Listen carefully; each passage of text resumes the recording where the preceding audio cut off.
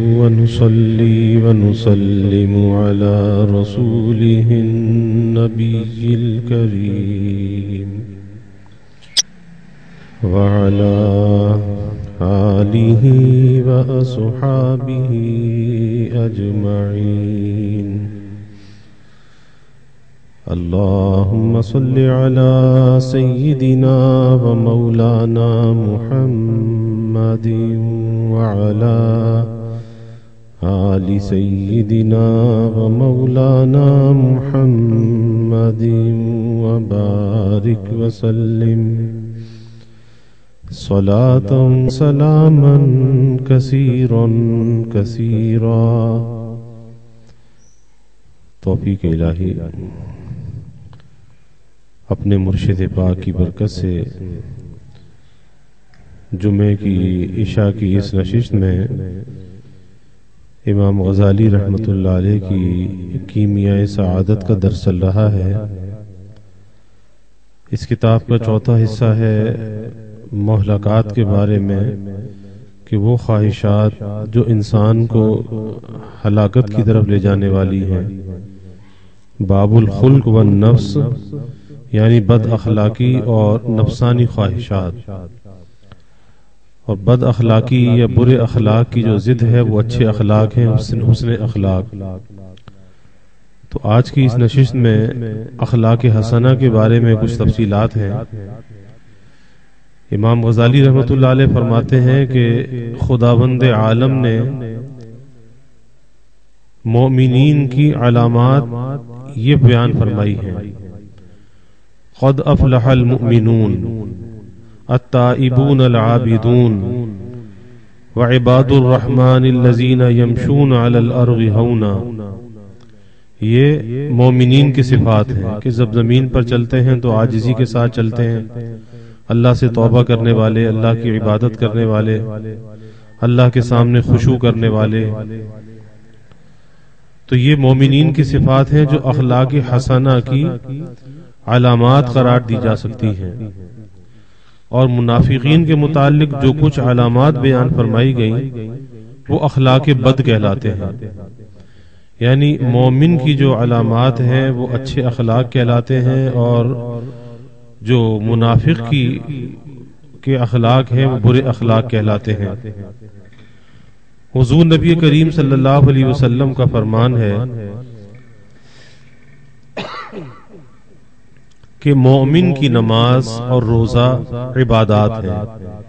مومن کی نماز اور روزہ عبادات ہیں، اور منافق کی نمازیں جانوروں کے کھانے کے مماثل ہیں، جیسے جانور کھاتا ہے اس طرح سے منافق نماز پڑھتا ہے. حضرت عاصم رحمہ اللہ فرماتے ہیں کہ مومن تفکر و عبرت میں محب ہوتا ہے، اور منافق حرص و تمنا میں. یعنی دونوں کا موازنہ ہے کہ مومن اور منافق کی کیا کیفیت ہوتی ہے. تو مومن کی کیفیت یہ ہے کہ وہ تفکر اور عبرت میں محب ہوتا ہے. ایک تو فکر کرتا ہے، فکر اللہ کو راضی کرنے کی فکر، آخرت کی فکر، اللہ کے سامنے پیشی کی فکر، اچھے خاتمے کی فکر، اچھی قبر کی فکر. اور دوسرے عبرت کہ بہت سے واقعات، بہت سے حادثات، بہت سے سانحات کو جب دیکھتا ہے تو اس سے یہ عبرت حاصل کرتا ہے، نصیحت حاصل کرتا ہے. اور ہونا یہی چاہیے کہ جب آدمی کسی نصیحت آموز واقعہ کو دیکھے یا سنے تو اسے قصہ کہانی نہ سمجھے، بلکہ اسے نصیحت اور عبرت حاصل کرے. اور نصیحت اور عبرت حاصل کرنے کی آسان سی صورت یہ ہے کہ آدمی یہ سوچے کہ یہ معاملہ، یہ حادثہ، یہ سانحہ فلاں کے ساتھ پیش آیا، میرے ساتھ بھی آ سکتا تھا. تو اللہ تعالیٰ کا ڈر اور خوف پیدا ہوتا ہے کہ اللہ نے مجھے بچایا، اللہ نے عافیت عطا فرمائی، لیکن ڈر اور خوف تو لگا ہوا ہے، اندیشہ تو لگا ہوا ہے. یہ مومن کی پہچان ہے، تفکر اور عبرت. اور منافق حرص و تمنا، اس میں لگا رہتا ہے کہ جتنا بھی مل جائے اس کی حرص ختم نہیں ہوتی. تمنائیں بڑی لمبی لمبی، آرزویں بڑی لمبی لمبی. لیکن نہ اس کی ہرس کا پیٹ بھرتا ہے، نہ اس کی تمنائیں پوری ہوتی ہیں، اور جتنی زیادہ ہرس بڑھتی ہے، تمنائیں بڑھتی ہیں، اتنا اللہ سے غافل ہوتا جاتا ہے، اللہ سے دور ہوتا جاتا ہے۔ پھر دوسری بات فرماتے کہ مومن سوائے خدا کے کسی سے نہیں ڈرتا، مومن سوائے خدا کے کسی سے نہیں ڈرتا، اور منافق کو دنیا میں ہر چیز کا خوف رہتا ہے۔ کہ منافق کی پہچان ہے جو اللہ سے ڈرتا ہے، تقوی کو اختیار کرتا ہے، پھر کائنات کی کسی چیز سے وہ نہیں ڈرتا، بس وہ ایک ڈر اس کے لیے کافی ہو جاتا ہے، پھر باقی ڈر اور خوف سے اللہ اسے بچا لیتا ہے۔ اور جو اس ایک ڈر اور خوف کو اختیار نہیں کرتا تو پھر دنیا کا مسلط کر دیا جاتا ہے۔ پھر تو یہ کیفیت ہوتی ہے کہ اپنے سائے سے بھی ڈرتا ہے، ہلکی سی آہٹ سے بھی ڈرتا ہے۔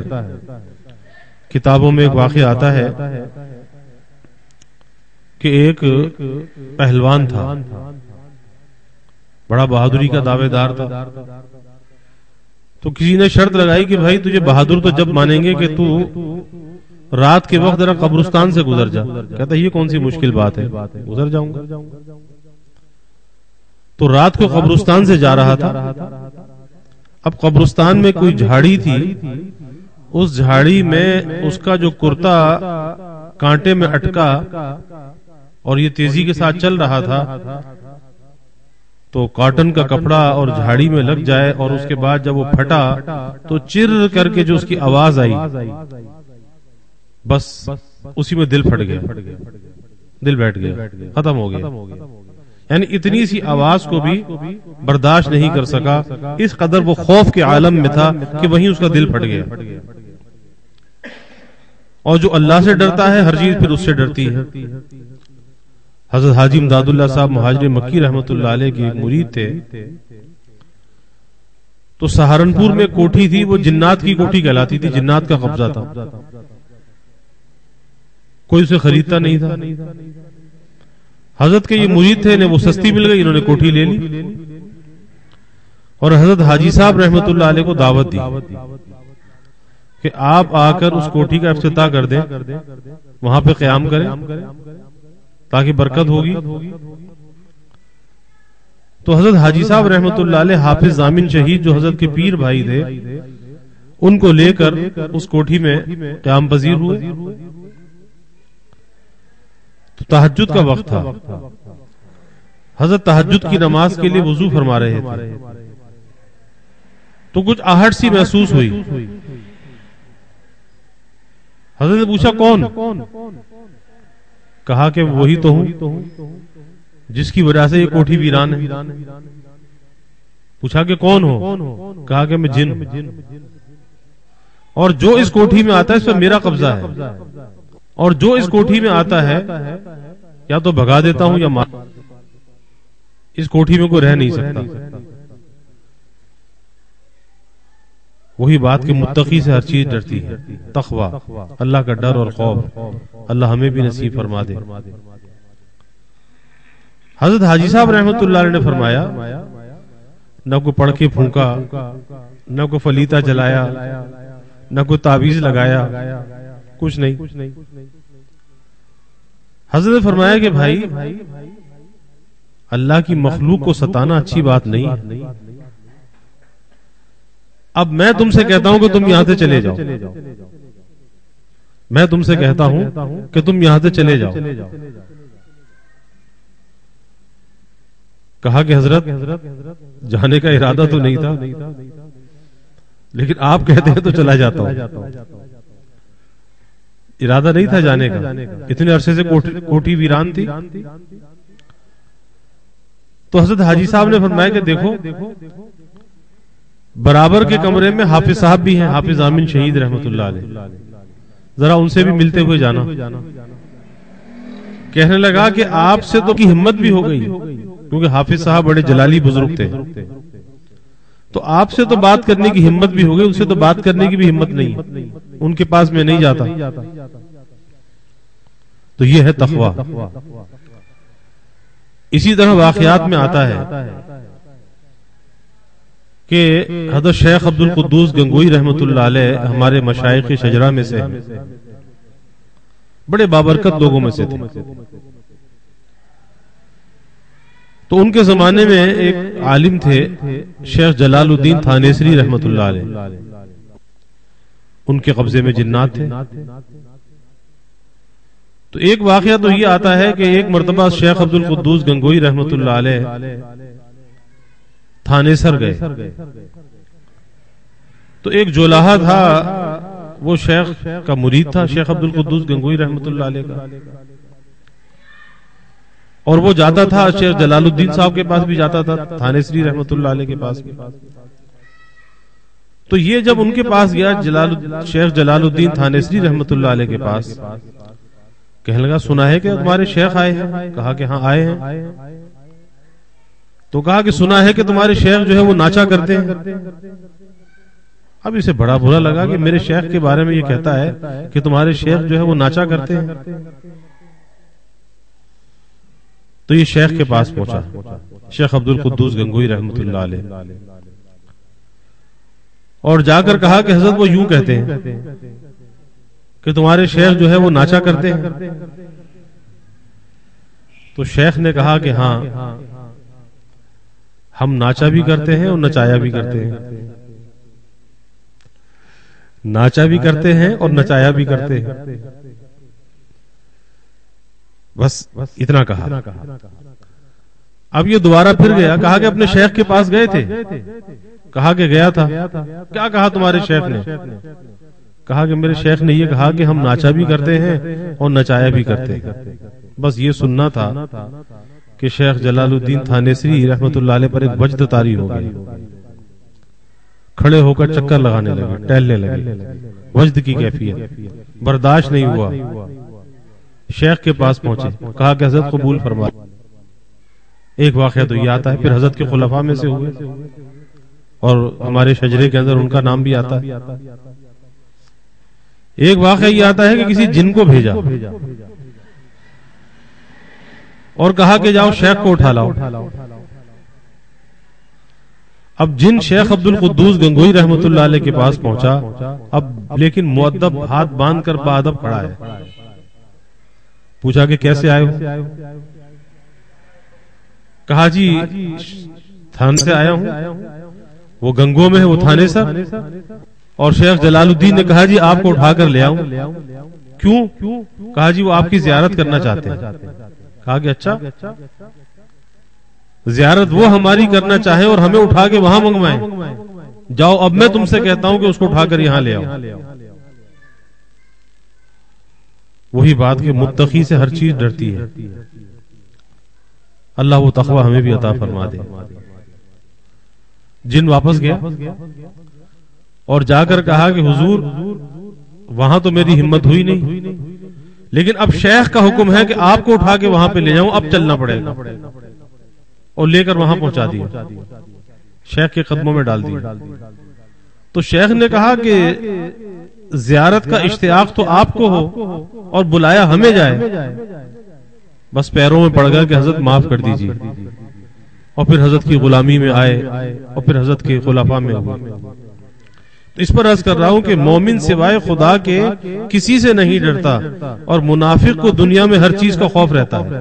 اپنے سائے سے بھی ڈرتا ہے، ہر چیز سے ڈرتا ہے. مومن تمام دنیا والوں سے نا امید رہتا ہے. ایمان کی پہچان تمام دنیا والوں سے نا امید رہتا ہے، مگر خدا سے لو لگائے رہتا ہے، اللہ سے لو لگائے رہتا ہے. اس کی امیدوں کا مرکز اور محور اللہ رب العزت کی ذات ہوتی ہے. اور منافق سوائے خدا کے دنیا والوں سے ہرس رکھتا ہے، اللہ سے ہرس اور امید نہیں رکھتا. دیکھیں دنیا والوں سے رکھتا ہے، خدا کو چھوڑ کے باقی ساری امیدیں لوگوں سے رکھتا ہے، اللہ سے کوئی امید نہیں. یہ منافق کی پہچان ہے. مومن ایمان والا بندہ، مومن اپنا مال دین کے لیے خرچ کرتا ہے، اور منافق اپنے دین کو بھی دنیا کے لیے فروخت کر دیتا ہے.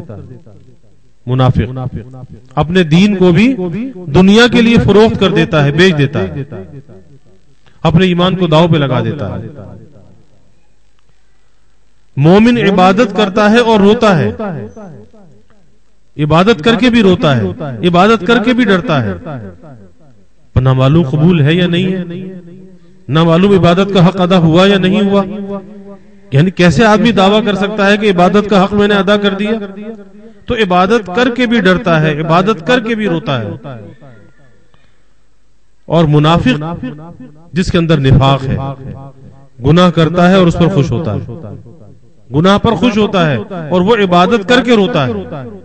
کتنا بڑا فرق ہے.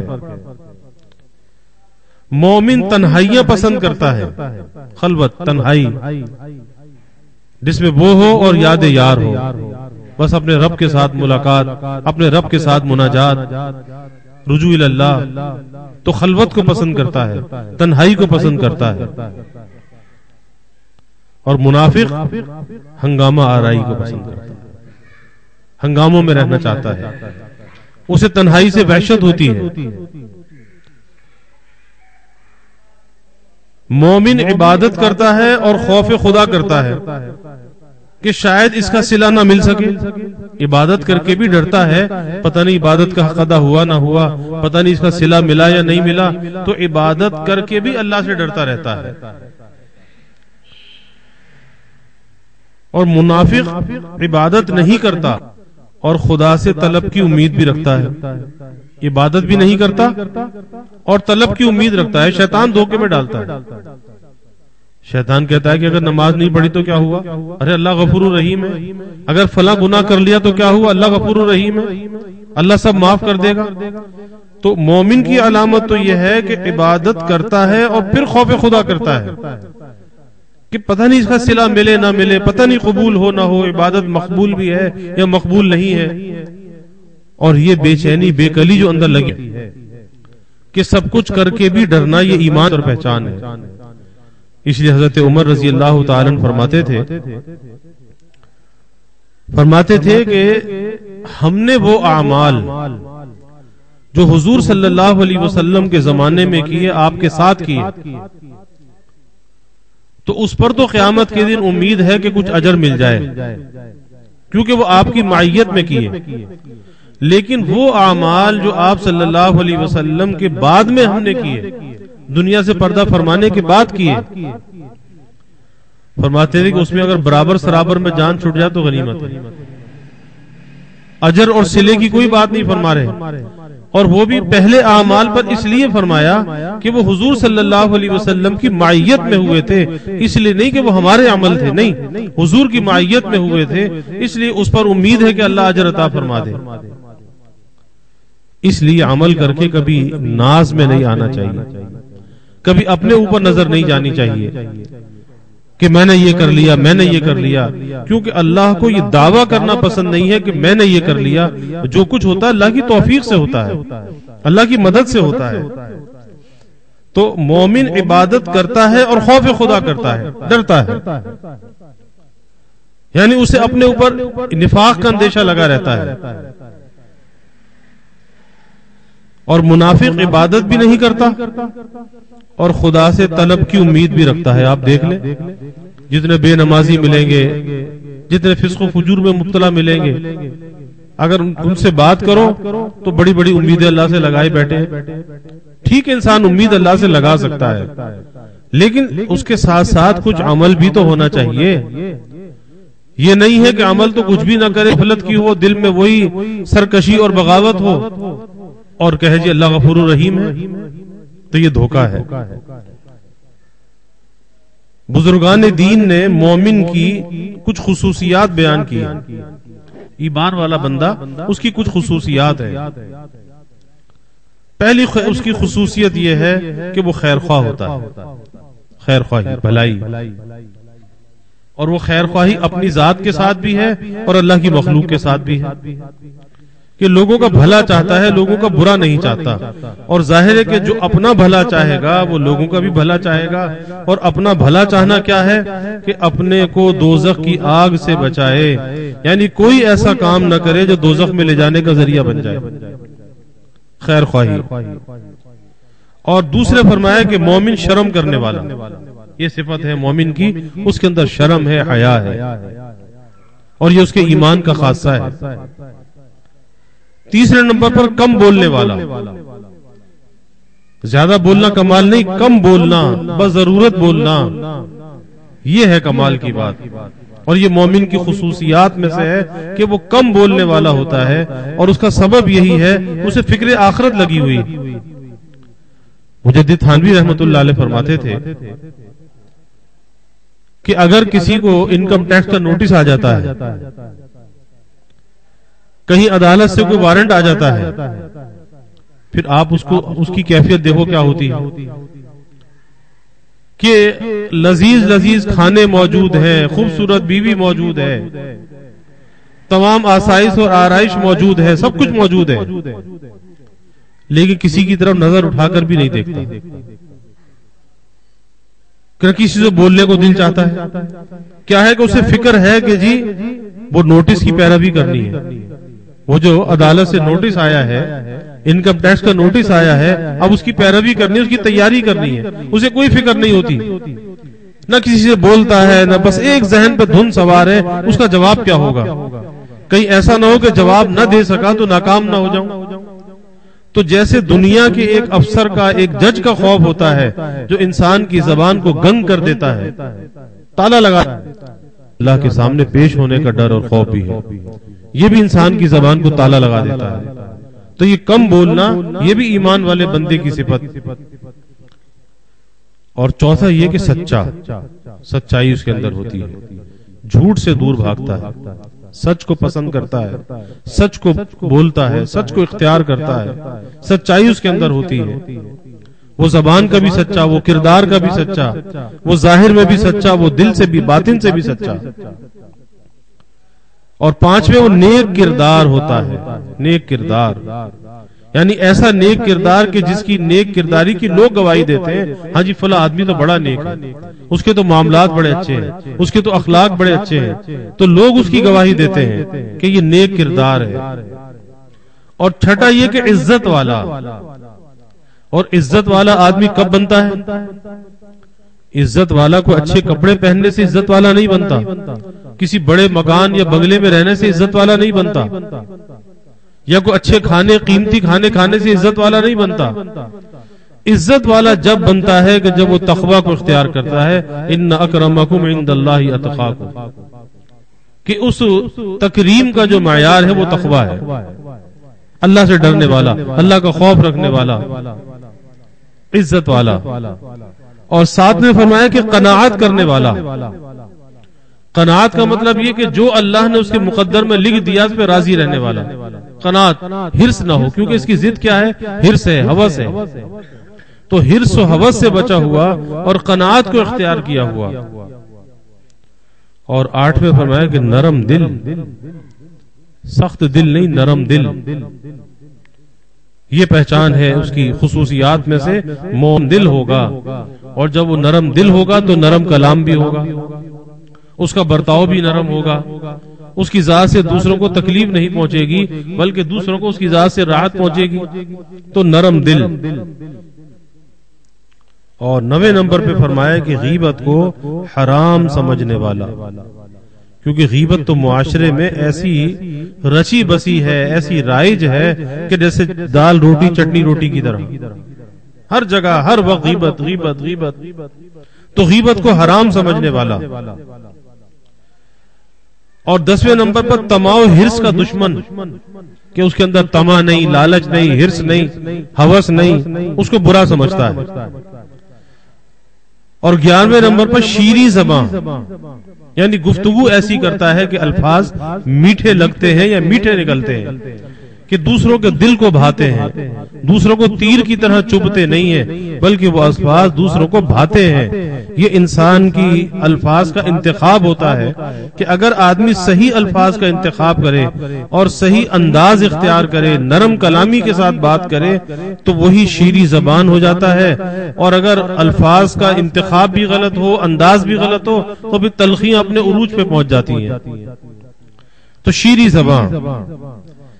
اور فرمایا کہ اخلاق و عادات حسنہ رکھنے والا، اچھے اخلاق، اچھی عادات رکھنے والا، اور مومنین کی خوشنودی پر عمل کرنے والا. یعنی ایسا کام کرنے والا کہ جس سے لوگ خوش ہوتے ہوں، مومنین کی خوشنودی حاصل ہوتی ہو، ایسے کام کرنے والا، یعنی دوسروں کو اذیت سے، تکلیف سے بچانے والا۔ اور مومن کی خوشنودی میں خداوند عالم کی خوشیاں مضمر ہے۔ کوئی یہ کہے کہ جی مومن کی خوشنودی، یہ کیا بات ہے، یہ کوئی شرک تو نہیں ہے؟ تو یاد رکھیے کہ ایسی خوشنودی جس میں اللہ کو ناراض کر دے، یہ تو اس سے تو منع کیا گیا۔ ہاں، مومن کی ایسی خوشنودی کہ جس سے اسے راحت حاصل ہو، جیسے ماں باپ ہے، ان کا درجہ ہے۔ اب ماں باپ کو اپنی ذات سے راحت پہنچائے گا، ان کی خوشنودی حاصل ہوگی۔ ماں باپ کی خدمت کرے گا، خوشنودی حاصل ہوگی۔ شوہر کی بیوی خدمت کرے گی تو خوشنودی حاصل ہوگی۔ اسی باپ کی خدمت کرے گا، خوشنودی حاصل ہوگی۔ تو یہ ہے خوشنودی کہ مومنین کی خوشنودی پر عمل کرنے والا، یعنی اپنی ذات سے تکلیف نہ پہنچانے والا بلکہ راحت پہنچانے والا۔ اور جب مومنین کی راحت کا آدمی خیال کرتا ہے تو اللہ اس سے راضی ہوتا ہے، کیونکہ مومن کی خوشنودی میں خداوند عالم کی خوشیاں مضمر ہیں، چھپی ہوئی ہیں، اس کے اندر پوشیدہ ہیں کہ اگر اللہ کو راضی کرنا چاہتے ہو، اللہ کی مخلوق کا خیال رکھو۔ اور سب سے پہلا درجہ خیال رکھنے کا یہ ہے کہ اپنی ذات سے انہیں تکلیف نہ پہنچاؤ۔ اس سے بڑھ کر یہ ہے کہ راحت کا اہتمام کرو۔ اور پھر عام مومنین سے بڑھ کر جن کا درجہ ہے وہ تو والدین کا درجہ ہے، وہ شوہر کا درجہ ہے، وہ بیوی کا درجہ ہے، وہ اولاد کا درجہ ہے، وہ بہن اور بھائی کا درجہ ہے، جو رحم کے رشتے ہیں ان کا درجہ ہے۔ تو ان کی خوشنودی میں لگے رہنا، یعنی کوئی ایسا کام نہ کرنا کہ جس سے ان کی حق تلفی ہوتی ہو، ان کا حق ضائع ہوتا ہو۔ تو یہ مومن کی علامت اور پہچان بیان فرمائی کہ جو یہ علامت رکھنے والا ہے تو یہ سمجھو کہ مومن کی خصوصیات اس کے اندر موجود ہیں۔ فرماتے ہیں کہ بردبار آدمی ہی اچھی عادات کا حامل ہوتا ہے، یعنی جتنی بھی صفات لکھی ہیں تو جس کے اندر بردباری ہوگی۔ بردباری کا مطلب کیا کہ کہتے ہیں کسی کو بوجھ اٹھانے والا ہوتا ہے نا، کہتے ہیں بردبار ہے، بوجھ اٹھانے والا۔ تو ایک تو ظاہری طور پر کوئی بوجھ اٹھا لے، 50 کلو 100 کلو وزن اٹھا لے، لیکن ایک وہ ہے کہ جو بات کا بوجھ اٹھانے والا ہو، بردبار ہو، یعنی کسی کی طرف سے تلخی آ گئی برداشت کر لی، ناگواری آ گئی برداشت کر لی، اور اس سے بڑھ کے یہ کہ صبر کر لیا، درگزر کر دیا۔ تو یہ ہے بردباری کہ اس کے اخلاق کے اندر ایک تحمل داشت ہے، ایک حلم ہے، لوگوں سے یہ درگزر کرتا ہے۔ تو بردبار آدمی ہی اچھی عادات کا حامل ہوتا ہے۔ یہ نہیں کہ جس کا پیمانہ جو ہے ذرا سی دیر میں چھلک جائے، ذرا سی دیر میں آپے سے باہر ہو جائے، تو یہ بردبار نہیں ہے۔ بردبار وہ ہے کہ جو اس کو برداشت کر جائے، پی جائے، غصہ آئے تو پی جائے، یہ بردبار ہے۔ غصہ جاری کرنے والا بردبار نہیں ہے۔ فرماتے ہیں کہ حضور نبی کریم صلی اللہ علیہ وسلم کو کفار نے انتہائی تکالیف پہنچائیں، آپ صلی اللہ علیہ وسلم کو کفار نے انتہائی تکالیف پہنچائیں، اور حضور صلی اللہ علیہ وسلم نے کیا کیا؟ کیا ان تکلیف کے بدلے تکلیف پہنچائی؟ نہیں، آپ صلی اللہ علیہ وسلم نے ان کے لیے رحم کی دعا کی، آپ صلی اللہ علیہ وسلم نے ان سے درگزر فرمایا۔ طائف کا واقعہ دیکھ لیجئے کہ کس طرح سے آپ کی پنڈلی مبارک زخمی ہوئی، اور جب ملک الجبال آیا، پہاڑوں کا فرشتہ جبرائیل امین کے ساتھ، اور یہ کہا گیا کہ آپ کے تابع کر کے بھیجا گیا ہے، یعنی بدلہ اور انتقام لیا جا سکتا ہے کہ دونوں طرف کے پہاڑوں کو ملا دیا جائے اور ساری بستی کو پیس دیا جائے۔ فرمایا کہ نہیں، میں یہ نہیں چاہتا۔ کیا ہے؟ بردباری ہے، تحمل ہے، حلم، اور یہ حلم اللہ تعالیٰ کی صفت ہے کہ کائنات میں کتنی اللہ کی نافرمانی ہوتی ہے، لیکن اللہ حلیم ہے، حلم والا ہے، اللہ درگزر کرتا ہے، مہلت دیتا ہے، مہلت دیتا ہے۔ اتنا تو کوئی بیٹا باپ کی جو ہے نافرمانی کرے، باپ برداشت نہیں کرتا، استاد برداشت نہیں کرتا، لیکن اللہ کی برداشت کتنی ہے۔ تو اسی طرح سے یہ بردباری ہے کہ جب کہا گیا کہ ان بستی والوں کو پیس دیا جائے، فرمایا کہ نہیں، میں یہ نہیں چاہتا، میں تو چاہتا ہوں کہ اللہ ان کی نسلوں میں ایسے لوگ پیدا کرے کہ جو اللہ کے دین پر چلنے والے ہوں، درگزر۔ اسی طرح حدیث میں آتا ہے کہ ایک موقع پر آپ صلی اللہ علیہ وسلم سے کہا گیا کہ یہ مشرکین آپ کو اتنی اذیت پہنچاتے ہیں، آپ ان کے لیے بد دعا کیجئے۔ فرمایا کہ میں بد دعا کرنے والا کر کے نہیں بھیجا گیا، آپ نے بد دعا نہیں فرمائی، تو یہ ہے بردباری، اور یہ حضور نبی کریم صلی اللہ علیہ وسلم کے اخلاق سے ہمیں پتہ چلتا ہے، ہمیں یہ ملتی ہے۔ تو اللہ سے دعا کرنی چاہیے کہ جو ایمان کی اور مومن کی صفات ہیں اللہ وہ صفات ہمارے اندر بھی پیدا فرمائے، اچھے اخلاق کا اللہ حامل بنائے، اور برے اخلاق سے، برے کردار سے، بری گفتار سے اللہ حفاظت فرمائے۔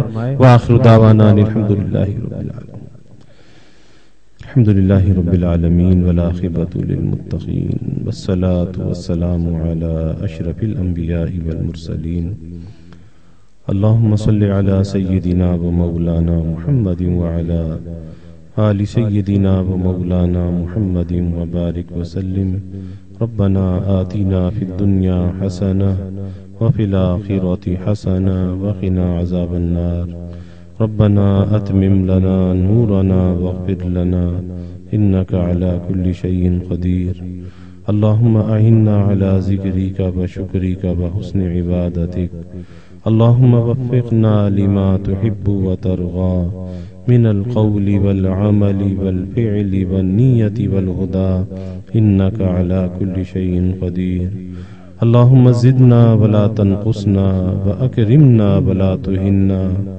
وأعطنا ولا تحرمنا وآسرنا ولا تؤسر علينا وأرغنا وارغ عنا وأرغنا وارغ عنا اللهم إنا نعوذ بك من جهد البلاء ودرق الشقاء وسوء القضاء وشماتة الأعداء اللهم إنا نعوذ بك من زوال نعمتك وتحول عافيتك وفجاءة نقمتك وجميع سخطك اللهم احسن عاقبتنا في الأمور كلها وأجرنا من خزي الدنيا وعذاب الآخرة اللهم أرنا الحق حقا وارزقنا اتباعه وأرنا الباطل باطلا وارزقنا اجتنابه اللهم إنا نسألك العفو والعافية والمعافاة الدائمة في الدين والدنيا والآخرة والفوز بالجنة والنجاة من النار اللهم إنا نسألك من خير ما سألك منه نبيك سيدنا محمد صلى الله عليه وسلم ونعوذ بك من شر ما استعاذك منه نبيك سيدنا محمد صلى الله عليه وسلم وأنت المستعان وعليك البلاغ ولا حول ولا قوة إلا بالله وجزى الله عنا محمدا صلى الله عليه وسلم ما هو أهله وصلى الله تعالى وسلم على النبي الكريم آمين برحمتك يا رب.